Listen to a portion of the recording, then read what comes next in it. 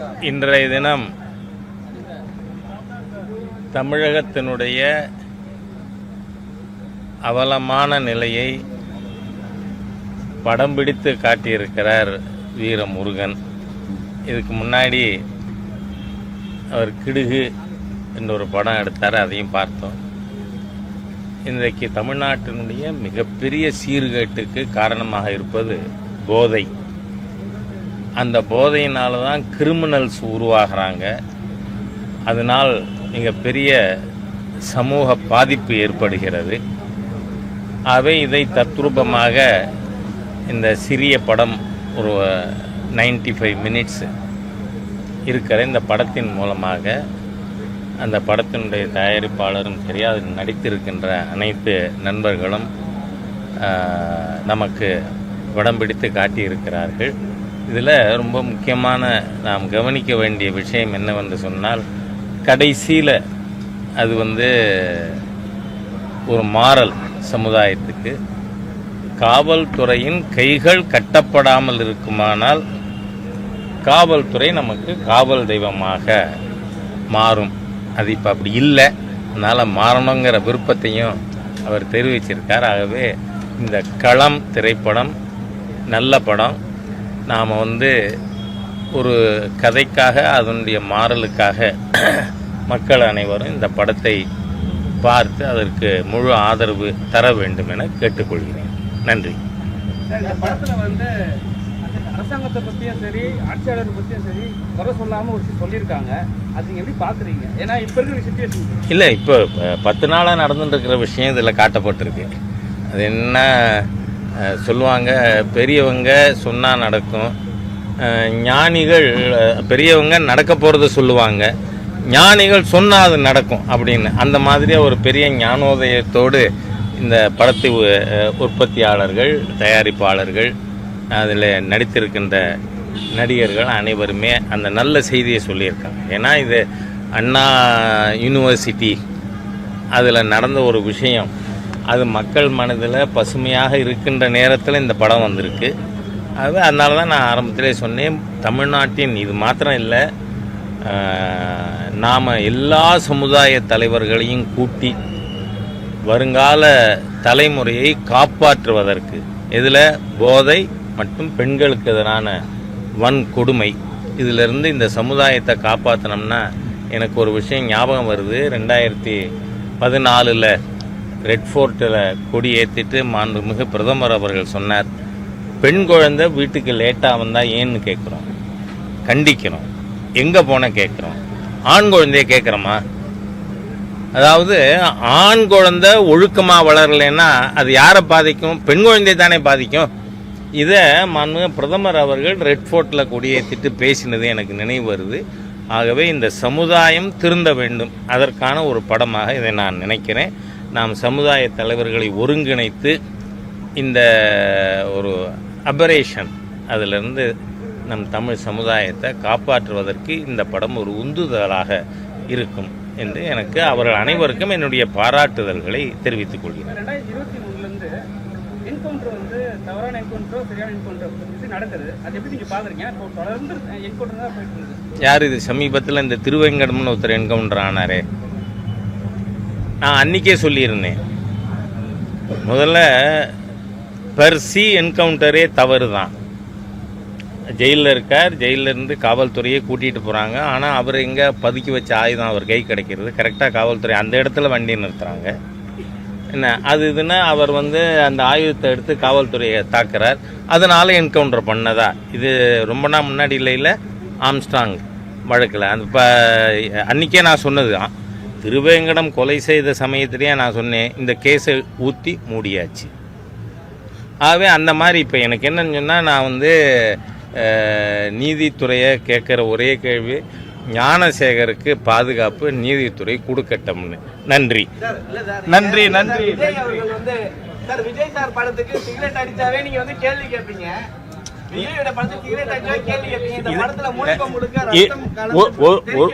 ஒரு நிமிஷம் செத்த இருங்க, உங்க இஷ்டத்துக்கு பேசப்படாது. அதாவது என்னைக்கு நான் விஜய் படத்தை அதுக்கு விமர்சித்தேன்? நீங்க சொல்லுங்க.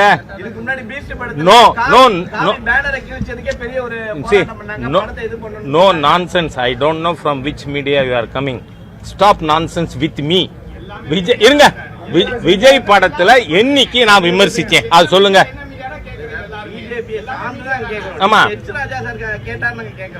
அதனால நீங்க இங்க பாருங்க, ஒரு நல்ல படம் வந்திருக்கு, சமுதாயத்தை திருத்த, சமுதாயத்தை இதை செய்யப்படாதுன்னு சொல்லி இருக்கு. வரவேற்கிறேன். எல்லாரும் பார்த்து இதை பாடம் பெற வேண்டும்னு கேட்டுக்கிறேன். நன்றி. எல்லாருக்கும் இனிய புத்தாண்டு நல்வாழ்த்துக்கள். கலன் படம் வர்ற 3ஆம் தேதி தியேட்டரில் ஃபுல்லாக ரிலீஸ் ஆகுது. இந்த படத்தில் நான் ஒரு முக்கியமான ரோல் பண்ணியிருக்கேன். வீரமுருகன் சார், கிடுகு படத்தோட இயக்குனர் இந்த படத்தை இயக்கியிருக்காரு. உண்மையாகவே இது சமுதாயத்துக்கு இன்றைக்கி ஒரு தேவையான ஒரு படம் அப்படின்னு தான் நினைக்கிறேன். கண்டிப்பாக இங்கே சமுதாயத்துக்குள்ளே என்னென்ன நடக்குதுங்கிற ஒரு விஷயத்த ரொம்ப தத்ரூபமாக பண்ணிக்கிறேன். நான் இப்போ தான் படம் பார்த்துட்டு வந்தேன், ரொம்ப பிடிச்சிருக்கு. இதில் நண்பர் சம்பத் ராமண்ணா இவங்க எல்லாருமே நடிச்சிருக்கோம். நாங்கள் தேட்டர் பார்க்கணும். தம்பி முன்னாடி வர தம்பி முக்கியமான ரோல் பண்ணியிருக்கான். இல்லை எல்லாருமே நல்லா பண்ணியிருக்கோம். நீங்கள் தான் தேட்டரில் ஆதரவு தரணும். தேங்க்யூ. காலகட்டங்களில் போதை பழக்கம் அதிகமாக தான் இருக்குது. இதில் ஒரு சீன் காவல்துறையே அந்த போதை ஆட்களோட பேசுகிறாங்க ஃபோன் பண்ணி. ரியலாகவே நடந்துதான் இருக்குது. இதை எப்படி பாருங்க, இளைஞர் சமுதாயத்துக்கு கேட்டுட்டு போகிற அளவுக்கு அதுதான் இருக்கக்கூடாதுன்னு டைரக்டர் சொல்லியிருக்காரு. அது இப்படி இருக்கக்கூடாதுன்னு டைரக்டர் சொல்லியிருக்காரு. நாங்கள் அதில் நடிச்சிருக்கோம்.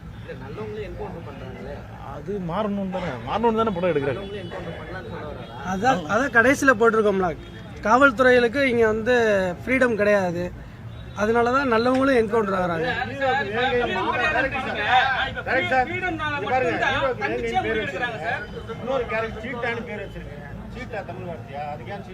சீட்டா இல்லை, சீதா. சீதான்னா என்னது? ஒரு கேரக்டர் வேங்கை, ஒரு கேரக்டர் சீட்டா, இன்னொரு ஞான சம்பந்தம், இன்னொரு கேரக்டர் மாறன். என்ன மீனிங் அது? இல்லை, பேரில் நீங்கள் எப்படி நீங்கள் மீனிங் பார்க்குறீங்கன்னு தெரியல. தென் மாவட்டத்தில் சீத்தான்னு வைப்பாங்க, வேங்கைன்னு இருக்காங்க. தென் மாவட்டத்தில் இருக்காங்க, சீதா இருக்காங்க. ஆமாம், இருக்காங்க. உங்கள் நம்பர் கொடுங்க, நான் ஆதார் கார்டே இல்லை, உங்கள் நம்பரை கொடுங்க, ஆதாரே அனுப்பிவிட சொல்கிறேன். ஆமாம், நான் அனுப்பி வைக்கிறேன். சீதாராமன் அவர் சொல்கிறாப்புல, நான் அனுப்பி வைக்கிறேன்.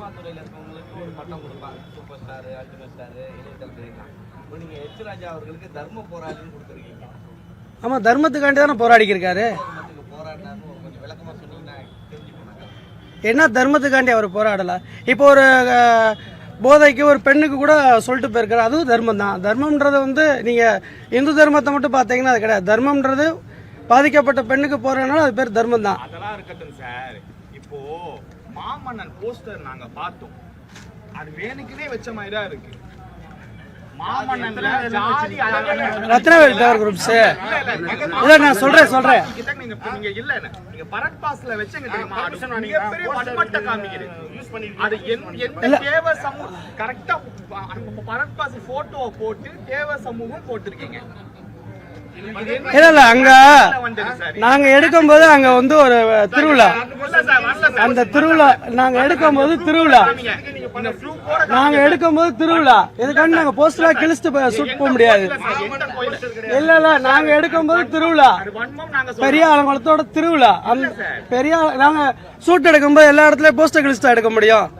திருவிழால நாங்க லைவா எடுத்தோம், அவ்வளவுதான் மேட்ரு. அதுல அந்த போஸ்ட் கமிட் ஆயிருச்சு. இது எப்படி சென்சார் அலோட் பண்ணிருக்காங்கல்ல? சென்சார் அலோட் பண்ணிருக்காங்கல்ல? இல்ல சார், சென்சார் அலோட் பண்ணிருக்காங்கல்ல? ஒரு இடத்துல எரேஸ் பண்ண காமிச்சிருங்க. அப்ப சென்சாரை நீங்க ஏமாத்திருக்கீங்க. இல்ல, அதாவது கொலை பண்ற இடத்துல மட்டும் ரத்தம் வர்ற இடத்துல மட்டும் பிளர் படம். ரத்தம் வர்ற இடத்துல மட்டும் பிளர். அதத்தான் சொல்றேன், ரத்தம் வர்ற இடத்துல மட்டும்தான் பிளர். ரத்தம் டைலாக் இருக்கிற இடத்துல பிளர் போட தேவையில்லை. நீங்க அங்க பிளர் பண்ண இடத்துல ரத்தம் வர்றத காட்டுங்க. அவங்க சொன்னதே சென்சார் டிபார்ட்மெண்ட் சொல்றத நாங்க கேட்க முடியும். நீங்க சொல்றத நாங்க எப்படி போட முடியும்? சென்சார் ரொம்ப தெளிவா சொல்லிட்டாங்க. எங்க பிளட் காட்டுறீங்களோ அங்க தேவருக்கும் மருது பாண்டியருக்கும் அப்புறம் அந்த திருவிழா கார்த்திகை நெல்லுங்க, அங்க ஒரு திருவிழா, அங்க ஒரு திருவிழா பெரியாங்குளத்துல திருவிழா, அங்க வந்து ஒரு திருவிழா நம்ம போய் எடுத்துக்கிட்டு இருக்கோம். அங்க யார் போஸ்ட் ஒட்டக்கூடாதுன்னு சொல்ல முடியாது. அதனால அந்த பிளட் வர இடத்துல மட்டும் தேவருக்கும் மருதுபாண்டியருக்கும் கார்த்திக்கு மட்டும் பிளர் போட்டுருங்க. பகத் பாசில் தேவையில்லை, இதெல்லாம் இருக்கட்டும் சென்சார் ஆர்டர் பண்ணிருக்காங்க. எந்த கார்த்திக் பிளர் போட்டதுக்கு அப்புறம் எந்த கார்த்தின்னு கேட்டீங்கன்னா என்ன சொல்ல முடியாது. இருந்தா காட்டியிருப்பேன், பிளர் போட்டாச்சுல. நீங்க எந்த கார்த்தி வேணா நினைச்சுக்கோங்க சார். அதுதான் நீங்க எந்த கார்த்தி வேணா வச்சுக்கோங்க. நவரசன் கூட கார்த்தி வச்சுக்கோங்க. எங்க ஆடங்கம்னா ஃபர்ஸ்ட் சீன்ல இருந்து நீங்க அந்த ஒரு ஜாதி பிரிவோட அந்த சம்பரப்பட்ட பாடல்கள் வருது. எல்லாமே முழுக்க அந்த கேஸ்டோட ஒரு ரிலீஜியண்டாவா மூவி வருது. ஒரு சமுதாயத்துக்கு ஏற்பட்டக்கூடிய மூவியா எங்களுக்கு இதை நான் பார்க்கல. அதான் நாங்க சொல்றோம் சார். அது ஒரு குறிப்பிட்ட சமுதாயத்துல பாதிக்கப்பட்டிருக்காங்க. அந்த ஆவரங்காடுன்றது ஒரு குறிப்பிட்ட சமுதாயம் தான். அங்க போய் நம்ம இல்லாத ஒரு இதை காட்ட முடியாது. அங்க நடந்த நிகழ்வு தான் அது. அதனால பல கொலைகள் நடந்திருக்கு. நீங்க ஹிஸ்டரி எடுத்து பார்த்தீங்கன்னா ஆவரங்காட்டுல இப்போ வரைக்கும் ஒரு 30-40 பேர் செத்துருக்காங்க. அந்த கஞ்சா மேட்டருக்காண்டி 2 ஊரை பிளாக் பண்ணியிருக்காங்க. இது நடந்த நிகழ்வு தான் நம்ம சொல்றோம். அங்க போய் இல்லாத சமுதாயத்தை நம்ம காட்ட முடியாது. அந்த கேஸ்ட் இருக்காங்க, அந்த காட்டியிருக்கோம் நம்ம. அது சென்சார் நம்ம சொல்லியிருக்கோம். கொஞ்ச நாள் முன்னாடி கண்ணகியோடைய படம் ஒண்ணு வந்துருச்சுங்க சொல்லிட்டு, அதை கண்ணகியே காட்டக்கூடாதுன்னு சொல்லிட்டு சென்சார் போர்டு எடுத்தாங்கன்னு சொன்னீங்க. இந்த முத்துராமலிங்க தேவரை காமிக்கிறீங்க, இதுல அதிகமான வயலன்ஸ் இருக்கு, இதெல்லாம் எப்படி சென்சார் போர்டு? பிஜேபி நீங்க எல்லாம் லிங்க்ன்றதுனால சென்சார் போர்டு ஒத்துக்கிட்டாங்களா? சார் அப்ப பார்த்தா 40 இடத்துல மாடிஃபிகேஷன் பண்ணிருக்கோம் சார். 40 இடத்துல பண்ணிருக்கோம். அந்த கட்டுப்போடு இணக்கமா போனா சென்சார் போர்டு கொஞ்சம் வழி விடுவாங்கன்றீங்களா சார்? அப்படி பார்த்தா ரஜினி படத்துல தலை துண்டா போய்கிட்டு இருக்கு. அப்ப அஜித் படத்துக்கு போயிருக்கு. கமல் எல்லாரும் பிஜேபி இருக்காங்க அர்த்தமா சார்? அவங்களுக்கு இதுல யாரு பாதிக்கப்பட்டிருக்காங்க நீங்க பாத்திருக்கீங்கல்ல. நீங்க சமீபத்துல கண்ணகியோட இங்க பண்ணாங்க, இதே அடி லஞ்ச் பண்ணாங்க. அதுக்கு வந்து சென்சார் போர்டு கொடுக்கல, அந்த போர்டை வந்து வெளியிடக்கூடாதுன்னாங்க. சினிமாவில் வந்து அந்த போர்டு திறந்து வச்சாரு. பரவாயில்ல நம்ம திறப்போம்னு சொல்லிட்டு கண்ணகியே காட்டக்கூடாதுன்னு சொன்ன சென்சார் போர்டு முத்துராமலிங்க தேவர் ரத்தம் தெரிக்கிறது கழுத்து இல்ல காட்டக்கூடாதுன்னு தான் பிளர் பண்ணிருக்காங்க சார். எல்லா இடத்துலயும் பிளர் பண்ணிருக்காங்க. கேட்டாங்க காரணம், நாங்க திருவிழா நடந்துக்கிச்சு, அந்த திருவிழா நாங்க போய் ஷூட் பண்ணோம். அதுக்காண்டி திருவிழாவில் வந்து ஒரு ஊர்ல வந்து ஒட்டிருக்க போஸ்டர் கிளிங்கன்னா எந்த ஊர்ல அனுமதிக்க மாட்டாங்க. அந்த இடத்துல ஃபைட் எடுத்த மாதிரி இல்ல எல்லா இடமே போஸ்ட் இருந்துச்சுல சார். அப்படி எங்கிட்ட போய் ஃபைட் எடுக்க முடியும்? முத்துராமலிங்க தேவருக்கு வந்து துரோகம் பண்ற மாதிரியான காட்சிகளா இப்ப அந்த ஊரை திருவிழாக்கு தான் போஸ்ட் ஒட்டிருக்காங்க. பர்டிகுலர் படத்துக்கு நம்ம ஒட்டல. எல்லாருமே வந்து கொலை குற்றவாளிகளா நீங்க சித்தரிக்கிறீங்களா? 2 கம்யூனிட்டி ஒரே தான் சொல்லியிருக்கோம். அந்த பக்கத்து ஒரே ஊர் தான் சொல்லியிருக்கோம். கொலை குற்றவாளிகளா? ஒரு அதாவது ஒரு திருவிழால நடக்கிற ஒரு கான்செப்ட் தான் அந்த போஸ்ட். ஆமா, ஒட்டுமொத்த ஒரு சமூகத்தையும் வந்து எல்லாமே கொலைகாரனாவே காட்டுற மாதிரி. எந்த சமுதாயத்தை சொல்றேன்னா அவங்க கம்யூனிட்டில உள்ளவங்க எல்லாருமே கொலை குற்றவாளிகள் மாதிரியே காட்டுறீங்களே படத்துல. நீங்க அப்படி பாத்தீங்கன்னா அது அப்படி அதுல இல்ல. ஒரு போதைக்கு எதிராக போராடக்கூடிய ஒரு சமுதாயம் கூட வச்சுக்கோங்க. அது தேவர் சமுதாயம் பெருமையா வச்சுக்கோங்க. அது பெருமையா வச்சுக்கோங்க. ஏன் போய் கொலை ஒரு நண்பருக்காக ஒருத்தர் போய் ஹெல்ப் கேக்குறாங்க. அவங்க வந்து நீங்க ஒரு போஸ்ட் வச்சிருக்கீங்க, நீங்க வந்து மென்ஷன் பண்ணி தான் வச்சிருக்கீங்க. அவங்க உள்ள இருந்து வராங்க. அது ஆக்சுவலா பார்த்தா தேவ சமுதாயத்தோட வீடு, அவங்க அங்க இருந்து தான் வராங்க. சோ நீங்க அப்படிதானே காட்டுற மாதிரி இருக்கு. அது நாங்க அப்படிதானே புரிஞ்சுக்கணும். அது போஸ்ட் இருந்தா நாங்களே கவனிக்கல இல்ல. சரி நீங்க அப்படியே ஒரு அந்த ஊர்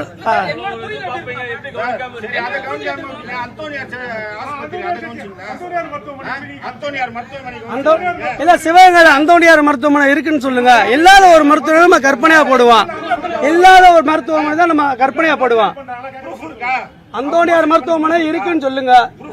அந்தோணியார் மருத்துவமனை எல்லா கற்பனை தான். சார் சிவகங்கையில அந்தோணியார் மருத்துவமனை இருந்துச்சுன்னா அதுக்கு கேட்கலாம். இல்லாத ஒரு பேரை வச்சிருக்கோம் நாங்க. அந்தோணியார் சிவகங்கையில இருக்கா? அந்தோணியார்ல கேளுங்க.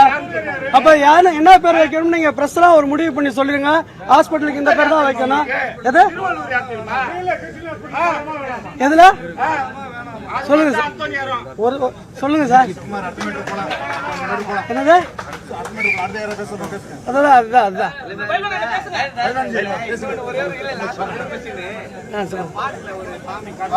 அம்மன் வெளியில வரும்போது பின்னாடி ஒயிட் சட்டையா போட்டுறாங்க. கடவுளே அரசியல்வாதி சப்போர்ட்டா தான் வெளில வருவாங்கன்னு சொல்றீங்களா சார்? ஒயிட் சட்னா திருவிழா. அந்த திருவிழால ஒரு கான்செப்ட். திருவிழால வந்து மக்கள் பொதுமக்கள் வர்றீங்க, ஒயிட் சட்டை போட்டு பின்னாடி வராங்க. ஊர்ல வேஷம் போட்டா பெரியவங்க இல்ல அது வந்து ஒரு திருவிழா, ஒரு மக்களுக்கு பார்க்க ஒரு என்டர்டைன்மெண்ட் ஷோ தான். அதுல ஒயிட் சட்டை வரனால தப்பு இல்ல சார். இந்த படத்தை பொறுத்த வரைக்கும் எந்த இடத்துலையும் லாஜிக் இருக்கிற மாதிரி நான் கருதலை. முழுக்க முழுக்க கற்பனை. இதில் எனக்கு ஒரு சந்தோஷம் தான், ஒரு இடத்துல பெருந்தலைவர் காமராஜர் படத்தையும் காமிச்சிருப்பாங்க. அதை நீங்கள் கவனிச்சிங்களா இல்லையான்னு தெரில, நான் கூர்மையாக கவனித்தேன். அது மட்டும் இல்லை, கடைசியில் போட்ட வாசகம் நல்லா இருந்தது. ஆனால் எடுப்பில் இப்படி ஒரு என்கவுண்டர் பண்ணுறது, அந்த இன்ஸ்பெக்டர் எப்படி திருந்தினாருங்கிறது எனக்கு எந்த இடத்துலையும் ஒரு மனசில் பதியலைங்கிறது தான் உண்மை.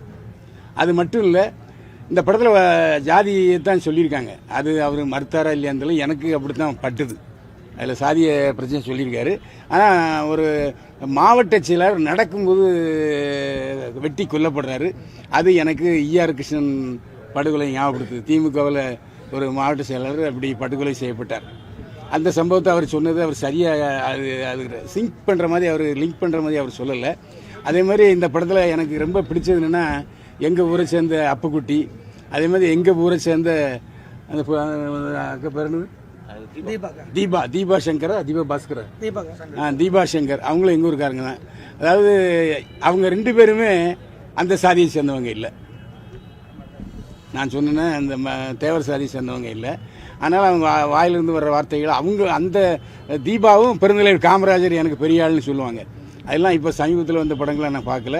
இப்போ நம்ம ஏற்கனவே பார்த்த படத்துலையும் பெருந்தலைவர் காமராஜர் சொல்லியிருந்தாங்க.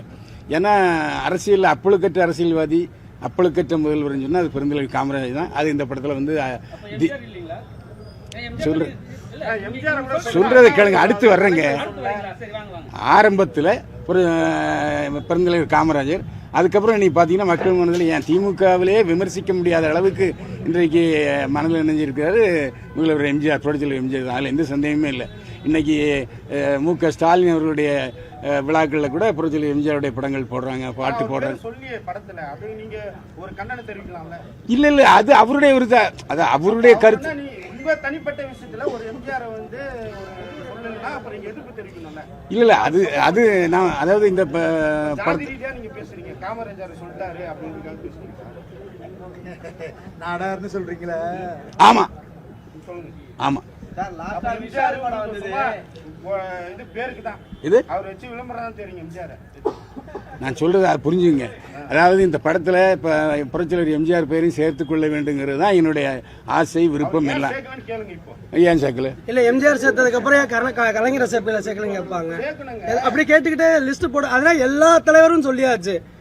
அதாவது இவங்க 3 தலைவர் மட்டும் சொல்லல, இது மாதிரி நிறைய தலைவர் இருக்காங்கன்னு அடுத்த ஆண்டு நாங்க சொல்லியிருக்கோம். டைலாக் எடுத்து நீங்க பாருங்க, ட்ரெய்லர்ல இருக்கு எல்லா தலைவரும் சொல்லியிருக்கோம். அதே மாதிரி இல்ல முக்கியமான விஷயம் என்னன்னா, அவர் சாருடைய படத்துல பிரஸ் மீட்ல நீங்க கேட்டீங்க, இந்த படத்துல ஃபுல்லா வயலன்ஸ், ரத்தம் தெரிக்க விட்டுருக்கு. இருங்க நான் சொல்ல வர்றேங்க. நிச்சயமா வயலன்ஸ் அதிகமா தான் இருக்கு. அதுமே ஒரு குறிப்பிட்ட சாதி சமுதாயத்தினர் அந்த காத்து கருப்பை பயன்படுத்தி கொல்றது அப்படிங்கிறது வந்து சிங்க் பண்ணி சொல்லியிருக்காங்க. அது வந்து எனக்கு உடன்பாடு இல்லை, அதில் எந்த சந்தேகமே இல்லை. என்ன சட்டத்தை யாரும் கையில் எடுத்துக்கொள்ள கூடாது. போலீஸ்காரங்க சட்டத்தை மீறி நடந்தாலும் அது வந்து கோர்ட் தண்டிக்காது.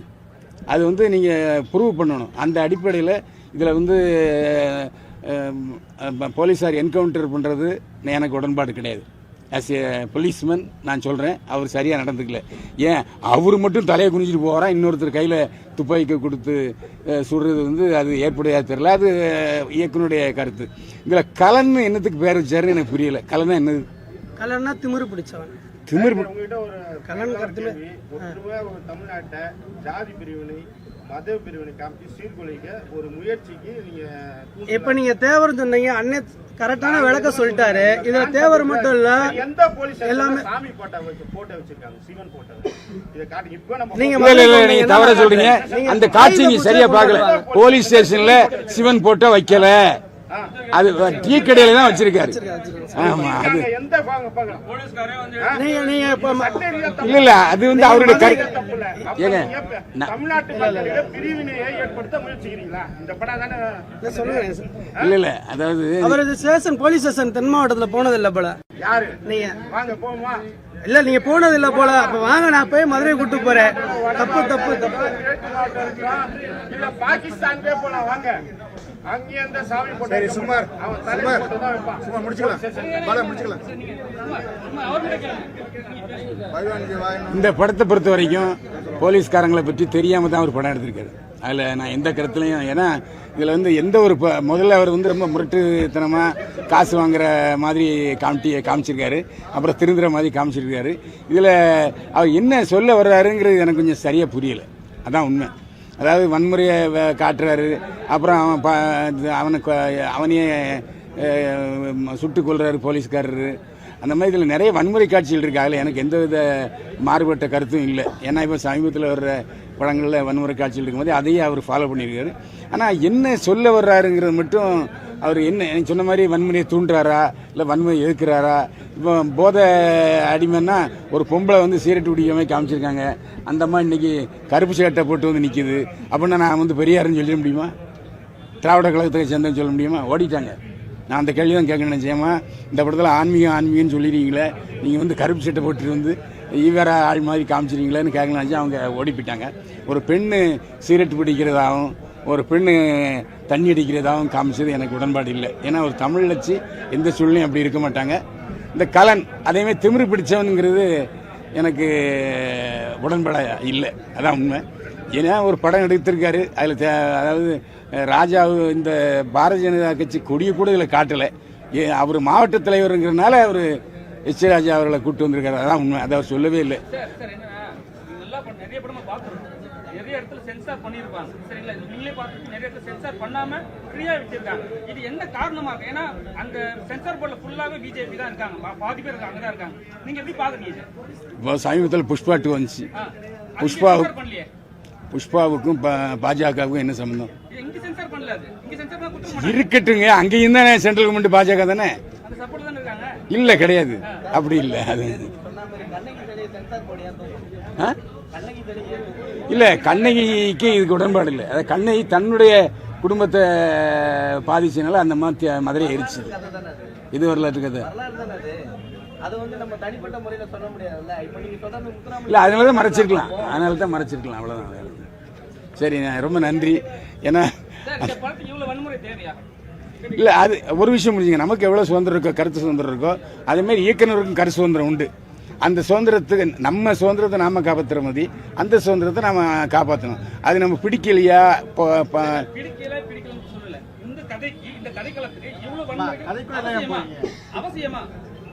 அது டைரக்டர் தான் கேட்கணும். நான் என்ன செய்ய முடியும்?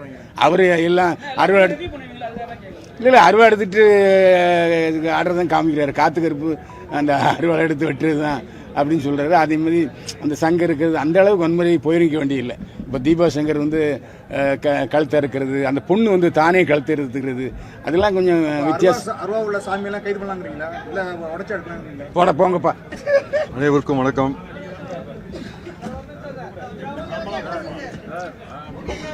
கலன் திரைப்படத்தில் நான் ஒரு முக்கிய வில்லனாக பண்ணியிருக்கேன். அதுக்கு நம்ம டைரக்டர் வீரமுருகன் அவர்களுக்கு என்னோட மனமார்ந்த நன்றியை தெரிவிச்சுக்கிறேன். முதல்ல இந்த படத்தை வந்து ஒரு குறைஞ்ச பட்ஜெட்டில் குறைஞ்ச நாட்களில் ஒரு அற்புதமான ஒரு படத்தை கொடுத்துருக்காருன்னு தான் சொல்லணும். ஏன்னா இவ்வளோ சின்ன பட்ஜெட்டில் இவ்வளோ பெரிய படம் பண்ண முடியுமான்னு தெரியல. அதை வந்து அழகாக பண்ணியிருக்காரு டைரக்டர். தமிழக அரசாங்கம் வந்து போதைக்கு எதிராக நிறைய பிரச்சாரம் பண்ணிட்டு இருக்காங்க. இந்த படத்துலையும் போதைக்கு எதிராக ஒரு நல்ல விஷயத்த சொல்லியிருக்காரு.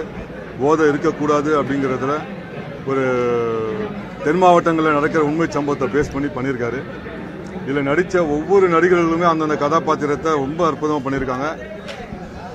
இந்த படத்தை மக்கள்கிட்ட கொண்டு போய் சேர்க்க வேண்டியது உங்களுடைய பொறுப்பு. இந்த படம் மிகப்பெரிய ஒரு வெற்றி அடையணும்னு நான் பிரார்த்திக்கிறேன். எல்லாருக்கும் புத்தாண்டு வாழ்த்துக்கள். நன்றி.